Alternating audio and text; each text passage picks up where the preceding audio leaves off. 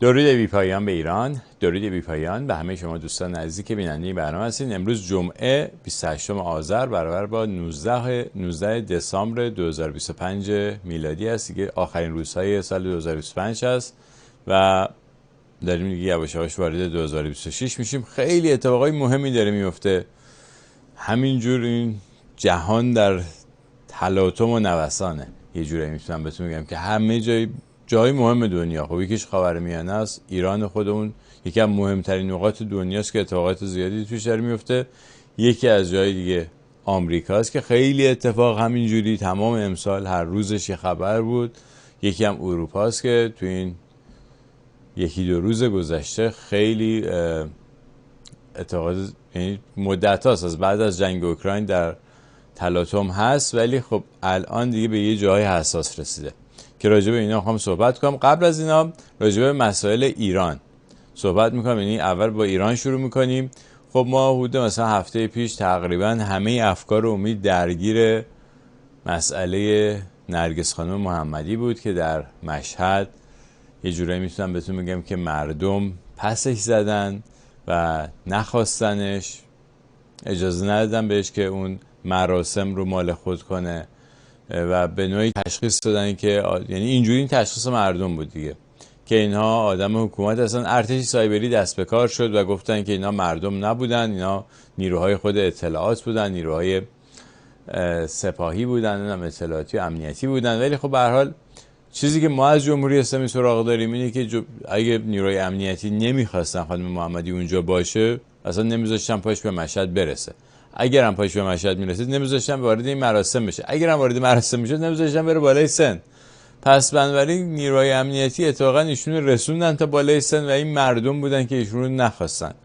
و الان دیگه تو این یه هفته گذشته فکر می‌کنم که بیشتر کسانی هم که یه خورده تردید داشتن روی مسئله ثابت شد که نه خیر، نیروهای امنیتی اگر هم وارد کار شدن برای این بوده که ایشون رو حفظ کنن. و در تمام این مدت من تو برنامه آقای چارنگی هم گفتم، توی برنامه تفسیر خبر 4-5 روز پیش عرض کردم خدمت مخاطبان که خانم محمدی تا دوشنبه، حالا از دوشنبه تا الان نمیدونم، ولی تا دوشنبه یعنی تو اون یک هفته نزدیک 120 تا توییت توی کانال صفحه توییترشون زده بودن که از این 120 تا توییت 40 تا توییتش خودش زده بود. مثلا 80 تا ری توییت بود، 40 تا توییت هم خودش زده بود و در هیچ کدوم از این 120 تا توییت و ری توییت هیچ اشاره‌ای به این که خسرو علیکردی، جاویدنام خسرو علیکردی به قتل رسیده، قتل حکومتی اینجا اتفاق افتاده. دیگه حداقل این که در گذشته ایشون مشکوک بوده. یه دونه توییت فقط زده بود که ایشون در گذشته ایشون رو مثلا تسلیت گفته بود اما اول، ولی تو این فاصله یعنی تا دوشنبه هفته پیش هیچ توییتی نبود. تا دوشنبه همین هفته هیچ توییتی نبود که به که بله ایشون قتلش مشکوک بوده، مردم معترضن، یا اینکه مثلا ایشون گرایش پادشاهی خواهی داشته بود. از این صحبت اصلا هیچ صحبتی نبود در این زمینه. و حالا جنبندی که از این موضوع دارم این هستش که ببینید دوستان، الان افکار عمومی همه ما رفت به سمت این مسئله که البته موفقیت بزرگی بودن. نمیخوام مثلا این مسئله رو کوچیک بکنم که یک برگ حکومتی سوخت. به نظر من یک برگی که جایزه نوبل هم روش بود این سوخته الان و این مثل شوک بود برای نیروهای امنیتی. اما گذشته از این بعد به این مسئله توجه داشته باشیم که در حال حاضر جمهوری اسلامی داره ایران رو ویران میکنه، داره دزدی میکنه، داره مستقیم دستش تو جیب مردمه. یعنی ببینید مثلا اگر شما 5 ماه پیش 4-5 ماه پیش 100 میلیون تومان تو حساب بانکیتون داشتین، یعنی $1000 پول داشتین. الان دلار شده 132,000 تومان، 134,000 تومان، همین رقم هست. یعنی اون $1000 شما شده $800. یعنی $200 رو از شما دزدیدن. دلار گرون نشده. این دزدی حکومت از جیب مردم، مستقیم دستش تو جیب مردم داره دزدی میکنه. یعنی حقوق شما که قبلا مثلا $100 $200 $300 ارزش داشت در ماه، الان 20% کمتر ارزش داره و اون یعنی اینکه همون دزدی از جیب مردم، همون دزدی از جیب شماست، چه کارگر چه کارمند دولت، هر شغلی که دارین، حقوق بگیر که هستین، یعنی داره ازتون دزدی میشه، ماهانه روزانه در حقیقت داره ازتون دزدی میشه. و این هستش که اون خطر بزرگی که بالا سر ما هست. ببینید در همین فاصله‌ای که این اتفاقات مشهد افتاد، ما چند تا اعتراض بزرگ داشتیم. در عسلویه حدود 5000 تا کارگر اومدن اعتراض کردن. در فولاد پاسارگاد اعتراضات گسترده‌ای انجام شد که خود داستان فولاد پاسارگاد داستان جالبی است. و جلوی مجلس شورای اسلامی در خیابان بهارستان چندین تجمع بزرگ صورت گرفت و یه دفعه این جریان و ماجرای نرگس محمدی تمام افکار عمومی رو برد اون طرف. بنزین رو جمهوری اسلامی گرون کرد، بالاخره بعد از مدت‌ها بنزین رو 2000 تومان گرونتر کرد. هیچ اتفاقی هم نیفتاد، آبم از آب تکون نخورد، برای اینکه افکار عمومی یه جای دیگه بود. یعنی میخوام بگم که ما الان باید حواسمون به جمهوری اسلامی باشه، بعد سعی کنیم هر چه زودتر جمهوری اسلامی بیاریم از قدرت پایین. این جمهوری اسلامی هستش که جلوی هر تغییر مثبتی رو میگیره و همینجوری داره از جیب ما، از سرمایه ما، از ثروت ما دزدی میکنه، محیط زیستمون رو ویران میکنه، بهمون صدمه میزنه، در دنیا کشورمون رو به مخاطره میندازه، وارد ماجراجویی میکنه، کشورمون رو وارد جریان‌هایی میکنه، وارد مسائلی میکنه که به کشور ما حمله میشه یا در خطر حمله قرار داره، تحریم میشیم. این همه دودش تو چشم ما میره، تو چشم ما مردم ایران میره. برای همین خطر اصلی جمهوری اسلامی است. همه ایرانیان، تمام نیروهای سیاسی، چپ و راست فرقی نمیکنه، همه خواستشون مخرج مشترک خواسته همه ایرانیان، تمام به خصوص فعالین سیاسی این هستش که ما خواستار رفاه و آرامش و پیشرفت پایدار هستیم. همه میخوایم به اینجا برسیم. حالا یه سری‌ها میگن با این جریان به اونجا میرسیم، یه سری‌ها میگن نه با اون جریان به اینجا میرسیم. ما را سر این و اونش میتونیم بعد از جمهوری اسلامی قرن 21 هستش دیگه، اینترنت و ارتباطاتی که وجود داره، خرد جمعی که رشد کرده، ما میتونیم با هم گفتگو کنیم و به یک نتیجه مشترک برسیم که چطور ما به این رفاه و آرامش و پیشرفت پایدار برسیم، با چه سیستمی، با چه اصولی، با چه روشی، که حالا در ادامه این برنامه یه خورده دیگه راجع به این موضوع صحبت میکنم، چند تا مثال میزنیم با هم دیگه و عرضم به خدمت شما که خلاصه این هستش. برای همین اختلافات دیگه واقعا اختلافات ساختگی هست، اختلافاتی هستش که توسط نهادهای امنیتی، اونایی که میخوان جمهوری اسلامی بمونه سر کار، ساخته میشه و تزریق میشه به جامعه برای اینکه ما وقتمون رو با همدیگه تلف بکنیم و همدیگه رو متقاعد کنیم از الان که نه تو اشتباه فکر میکنیم، مثلا شما دنبال استبداد هستین، یا نه شما دنبال، خلاصه هی همدیگه رو متهم کنیم دیگه. بذارین کنار این حرفا رو. الان همه توانمون، تمام انرژیمون، تمام فکر و ذکرمون بعد روی اعتصابات، اعتراضات و فعالیت برای نابودی جمهوری اسلامی باشه. راهش هم قبلا بارها گفتم، این هستش که یار پیدا بکنیم، برای بار چند صدم دارم میگم، یار پیدا بکنیم. دفترچه راهنمای یار پیدا کردن هم همون دفترچه هستش که به اسم گارد جاویدان منتشر شد. 13 صفحه است. 20 دقیقه وقت بذارین قبل از اینکه قضاوت بکنین که این چون مثلا از فلان جا منتشر شده بس من اینو نمیخونم. نه، 20 دقیقه راه دوری نمیره. 20 دقیقه وقت بذارین این 13 صفحه رو بخونید و ببینید چطور میتونید برین 4 تا یار دیگه پیدا بکنین که لو هم نرین، که مطمئنم باشه و به جای اینکه انفرادی فعالیت بکنین حداقل با 2 نفر دیگه فعالیت بکنین. مطمئن بشین فعالیتتون اثرگذار هست. و الان برای اینکه ببینید جمهوری اسلامی دچار تغییر خواهد شد. ایران در حال تغییر هست، نظام سیاسیش، و هر چقدر که ما بیشتر وجود داشته باشیم، هر چقدر که ما بیشتر حضور داشته باشیم، این تغییر بیشتر به نفع ما میشه. بستگی به این داره که چقدر ما حضور داشته باشیم و نفع ما هم در همون آرامش و آسایش و رفاه و پیشرفت پایدار هست. ما دنبال این هستیم، همه مردم ایران. ولی الان باید حضور داشته باشیم، باید الان وجود داشته باشیم. برای همین باید در این میدان حاضر بشیم هر جوری که میتونیم، فرقی هم نمیکنه چه داخل ایران چه خارج ایران. باید حضور داشته باشیم، فعال باشیم تا بتونیم که در این تغییرات سهم خودمون رو بگیریم، سهم ملیمون رو بگیریم و بتونیم در این تغییرات سهیم باشیم، شریک باشیم و کشورمون رو ببریم به طرف یک آینده درخشان که هست، واقعا در انتظارمون هست. همه امکاناتش هست، هم نیروی انسانی خوبش رو داریم، هم منابع داریم، هم بهترین لوکیشن دنیا رو داریم روی کره زمین.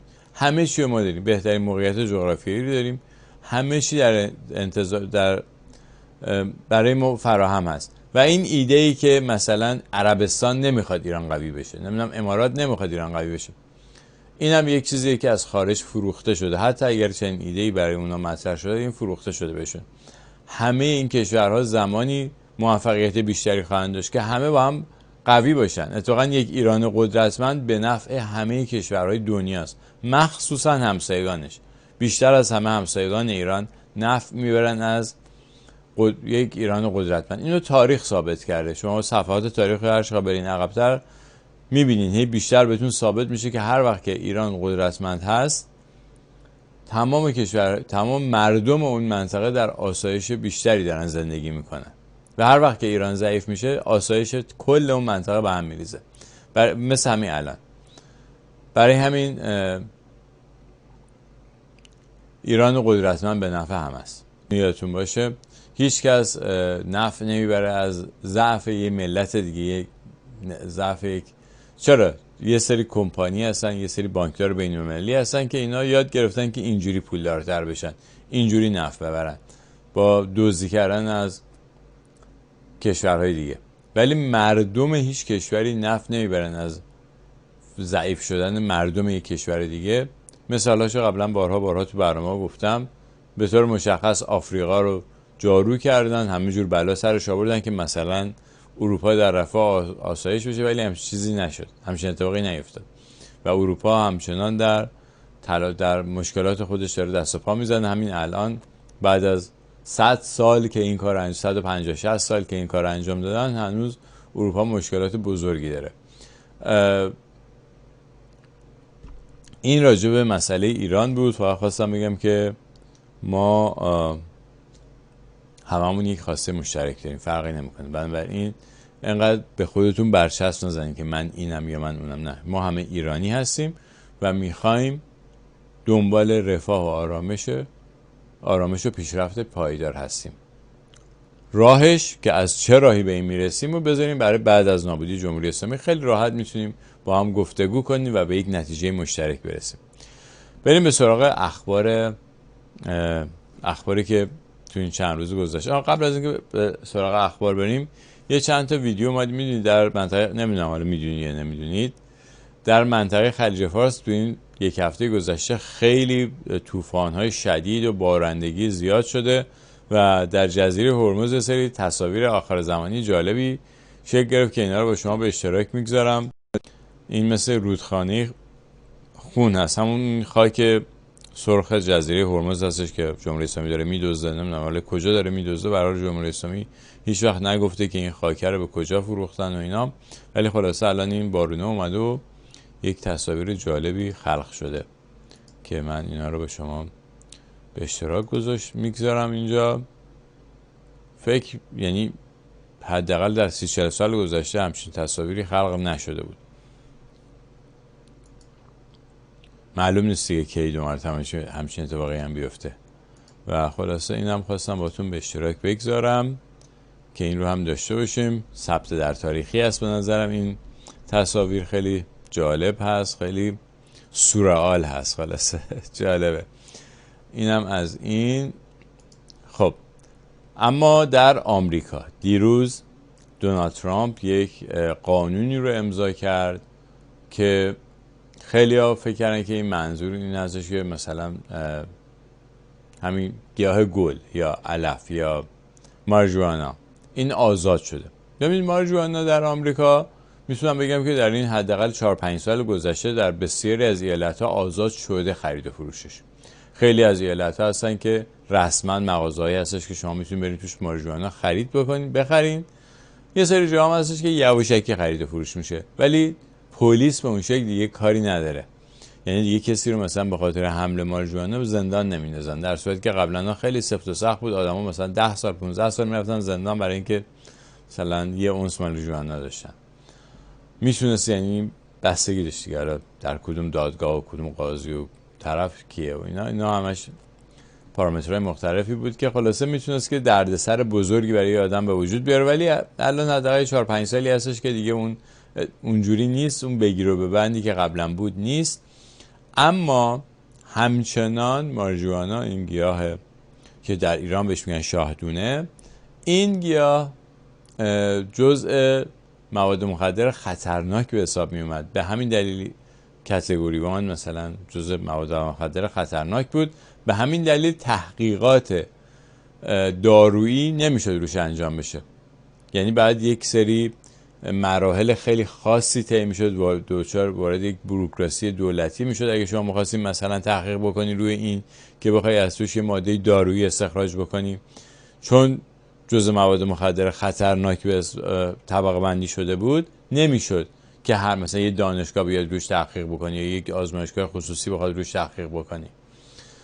اتفاقی که دیروز افتاد این بود که دونالد ترامپ اومد، بعد از نزدیک 40-50 سال هستش که راجع به این موضوع صحبت میشه، مناظره‌های زیادی برگزار شده برای اینکه بیان این کار انجام بدن. به هر حال دونالد ترامپ باز در یک حرکت خیلی خاص و میتونم بگم تاریخ اینجا این قانون رو امضا کرد که این گیاه ماریجوانا یا همون علف یا شاهدونه اسم فارسیش هست، این از کاتگوری 1 به کاتگوری 3 تبدیل بشه. یعنی که میتونن آزمایشگاه ها، میتونن اون به اصطلاح مراکز تحقیقاتی خصوصی یا دانشگاه ها میتونن روش تحقیق بکنن و داروهای مختلفی ازش برداشت بکنن که حالا خیلی از دکترها میگن که میشه داروهایی ازش استخراج کرد که مثلا اضطراب رو پایین میاره، اشتها رو بالا میبره، مخصوصا برای بیمارهای سرطانی خیلی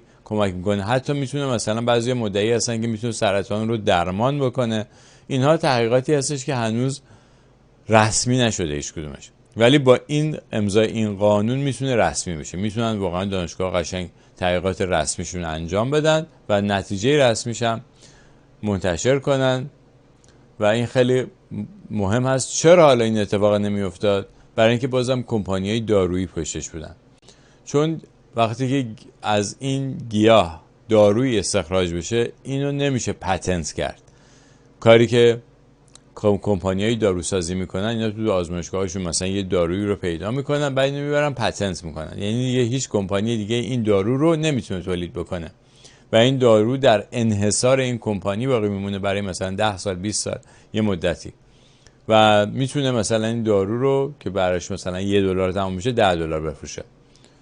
این کاری هستش که این کمپانی های داروسازی در این 40-50 سال گذشته انجام دادن، مخصوصا 40-50 سالی که این گیاه هم در همین، یعنی میخوام بگم دلیلی که پشتش بوده که این گیاه طبقه بندی بشه توی داروهای، توی به اصطلاح مواد مخدر خطرناک، برای این بوده که نشه ازش استفاده دارویی کرد عملاً. ولی خب الان حالا این قانون امضا کردن و امیدوارم که حالا داروهای اونجوری که قبلا ما در حد مثلا یه سری مقالاتی که تو مجله بعضی وقتا این ور چاپ میشد یه چیزایی میخوندیم که بله مثلا این میتونه به فلان درمان فلان بیماری یا بهمان بیماری کمک بکنه. خب حالا الان اینا رسمیت پیدا میکنه، خیلی دقیق تر میشه با امضای این قانون. برای میخوام بگم که یه جورایی امضای این قانون در مقابله با کمپانی‌های داروسازی بود و از طرفی اون داستان اوباماکر رو اینا هم تموم شد توی همین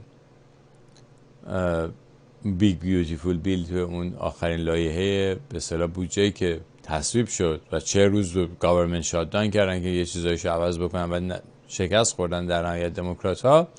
ولی به هر حال مسئله اوباماکر یه جوری منتفی میشه. حالا اینکه چه جوری، چون هی ازش از ترامپ میپرسن که خب این چی میشه، چیکار میکنیم؟ گفتش که ما این پولی که به صورت سوبسید به شرکت‌های دارویی به شرکت‌های بیمه میدادیم حالا میدیم به خود مردم. هنوز من متوجه نشدم که چه جوری این پول قراره به مردم برسه. ولی داستان اینجوری بود که در زمان اوباما، این داستان اوباماکر این بود که گفتن نه، همه مردم آمریکا باید بیمه داشته باشن و بعد پول بیمه بدن. حالا شما میگی من پول ندارم، خیلی خب دولت کمک میکنه. میگن درآمد شما اگر از سالی اینقدر کمتر بشه، دولت موظف هستش که به شما کمک بکنی که اون بیمه رو بخری. شرکت های بیمه هم تا اونجا که تونستن قیمتاشون بردن بالا و اون ما و تفاوت پولی که اون به اصطلاح خریدار بیمه نداره بده رو دولت میده. مثلا فرض کنید بیمه شما میشه ماهی مثلا $500، شما میگن ماهی $150 شما میتونم بدم، $350 دیگه شو دولت میده. از کجا؟ از باز جیب مردم، از خزانه کشور. اینجوری میشه که بودجه وزارت بهداشت مثلا یه بخشی از اون 3 تریلیون دلار مال همینجا بود، مال همین تفاوت قیمت بیمه هایی که با اوباماکر بعد مردم میخریدن حتما، که حالا اینو برداشتن و گفتش که این اصلا طراحی شده بود. ترامپ چندین بار توی سخنرانی‌های مختلفش گفته که اصلا این اوباماکر طراحی شده بود برای اینکه پول بیشتری به شرکت‌های بیمه برسونه. شرکت‌های بیمه میتونم بهتون بگم که یک خط نزدیکتر و مستقیمتری دارن به همون چیزی که بهش میگن دیپ استیت، همون چیزی که بهش میگن دولت پنهان. شرکت‌های بیمه هستن، شرکت‌های نفتی هستن، شرکت‌های اسلحه سازی هستن و از همه مهمتر خود بانک ها هستن. بانک‌های خصوصی، بانکداران بین‌المللی، اینها کسانی هستن که میتونم بگم که پشت صحنه و عروسک گردون تمام سیاستمدارای دنیا هستن، بیشتر سیاستمدارای دنیا. و این شد که خلاصه این ایستادن در برابر شرکت‌های بیمه و شرکت‌های دارویی که وصلن به شرکت‌های بیمه، اینها از نظر من اینجور نشانه همون جنگ با دیپ استیت هست، همون جنگ با دولت پنهان هست که حالا داره به یه جایی باریکی میرسه. خلاصه همه این نشانه ها داره ما رو اون طرفی میبره. اما بریم به اروپا. در اروپا مردم اروپا امروز یک تظاهرات خیلی بزرگی برگزار کردن در شهر بروکسل، کشاورزان اروپایی، در اعتراض به سیاست هایی که دولت های اروپایی دارن اتخاذ میکنن، قوانینی که قراره به تصویب برسونن که یه جورایی به کشاورزان صدمه میرسونه. راجع به جزئیات اون قانون من زیاد اطلاعی ندارم، فقط دیدم که یک تظاهرات بزرگ، مثلا این روی این توییت نوشته بود که 20,000 نفر از مردم کشاورزان اروپا اومدن به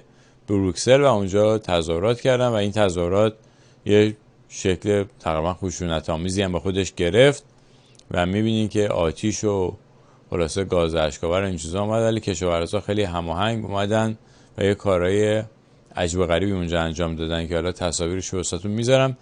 اینا واقعا تصاویر ثبت تاریخی است، برای همین این تصاویر رو بهتون نشون میدم که ببینین. خیلی این در بروکسل است، فکر می‌کنم جلوی مقر سازمان ملل، ببخشید مقر اتحادیه اروپا.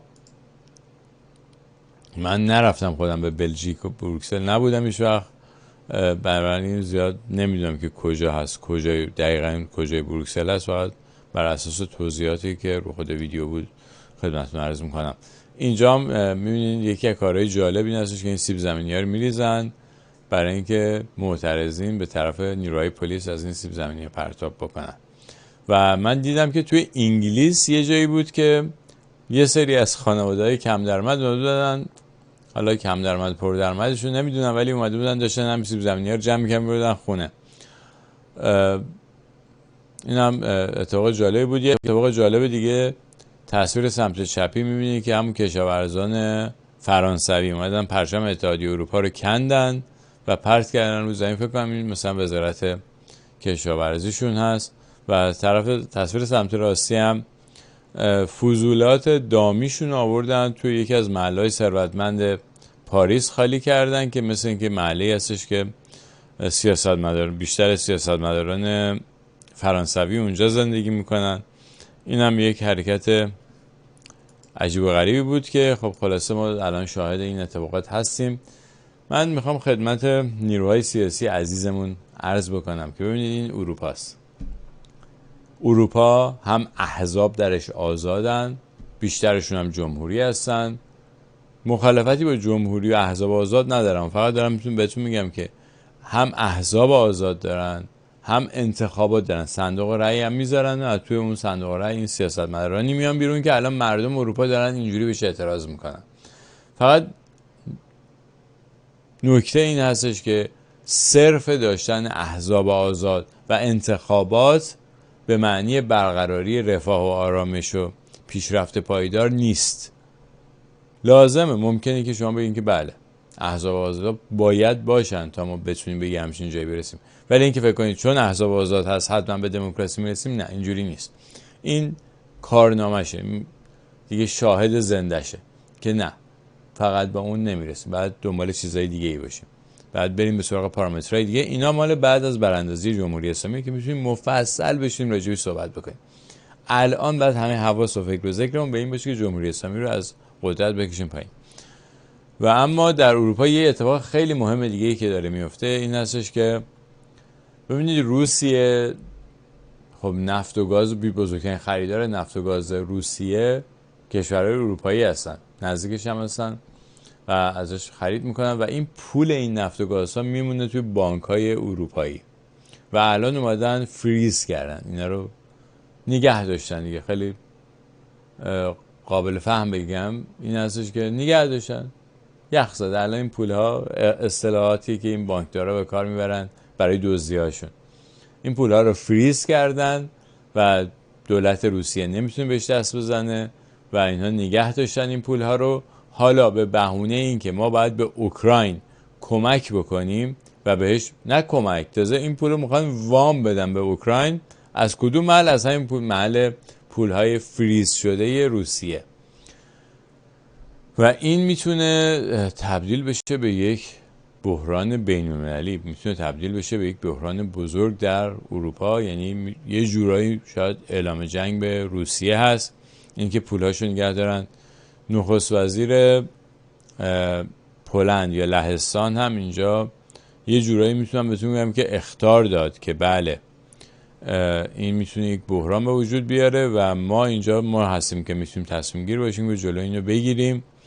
و اما همه این داستان مربوط، یعنی وصل میشه، یکی از نقاط کلیدی و مهم این که این اتفاق بیفته یا نیفته برمیگرده به مسئله اوکراین، به شخص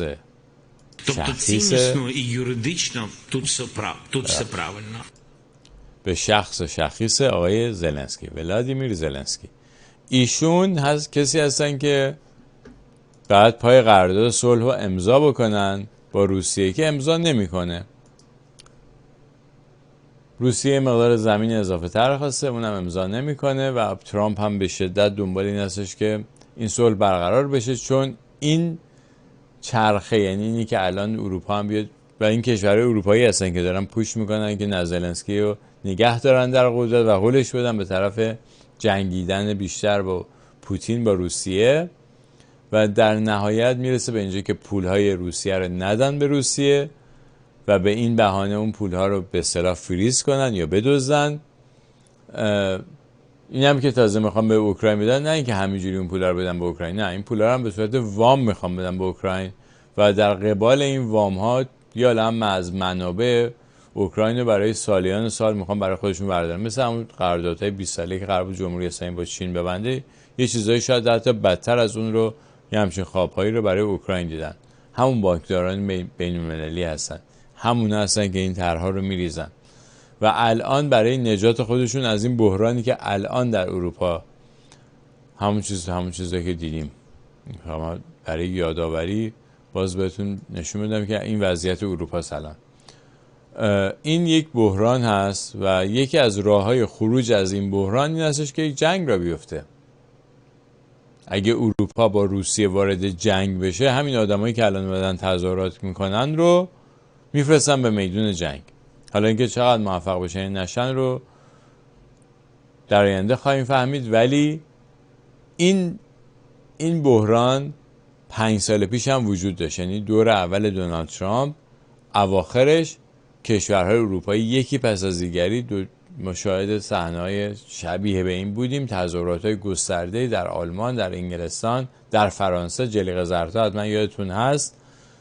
ولی همه اونا خوابیده شد به کمک کووید 19 به میدان اومد. تمام این تظاهرات ها رو با چماق کووید 19 جمع کردن و 2 مرتبه به جنگ اوکراین هم راه افتاد و بعد چماق جنگ بود بالا سر مردم اروپا و مردم اروپا فرصت اعتراض کردن ازشون گرفته شد تا اینکه الان رسیده به اینجا و امیدوارم که مردم اروپا از پس سیاستمداران فاسدشون بر بیان و بتونن حق خودشون رو بگیرن. و خواستم بگم که نقش ولادیمیر زلنسکی چقدر مهم هست الان، بودن یا نبودنش در قدرت، در اینکه این بحران ارتقا پیدا کنه به سطح بالاتر. چون جنگ جهانی اول و جنگ جهانی دوم یادتون باشه که هر دو جنگ‌های اروپایی بودن. در اروپا یه جنگی شد و این رو فرستادن صادر کردن به تمام دنیا. آمریکا هم کشیدن توی جنگ و شد جنگ جهانی، وگرنه جنگ جهانی نبود، جنگ داخل اروپا بود. الان هم باز 2 مرتبه داخل اروپا یک جنگی را افتاده از این نقطه کوچیک و قرار هستش که اینجوری به نظر میرسه که قرار هستش که این هم چیز گنده‌ای بشه و امیدوارم که موفق نشن بتونن این جنگ رو گسترش بدن و ترامپ و کسانی که همراهش هستن موفق بشن بتونن که اینو تبدیل به یک صلح بکنن و بین اوکراین و روسیه صلح بشه و این جنگ بیشتر از این ادامه پیدا نکنه و گسترش پیدا نکنه به بقیه نقاط دنیا. سپاسگزارم از توجهتون به این برنامه. امیدوارم که این برنامه رو مفید یافته باشین. اگر مفید یافتین حتما با دوستانتون به اشتراک بگذارید و یادتون باشه که از مسئله اصلی خودمون ما ایرانی ها دور نشیم و اون هم نابودی جمهوری اسلامی هستش که هر روز داره به ما، هر لحظه، هر ثانیه داره به ما صدمه میزنه. سپاسگزارم از توجهتون. تا ایداری بعد، بدرود.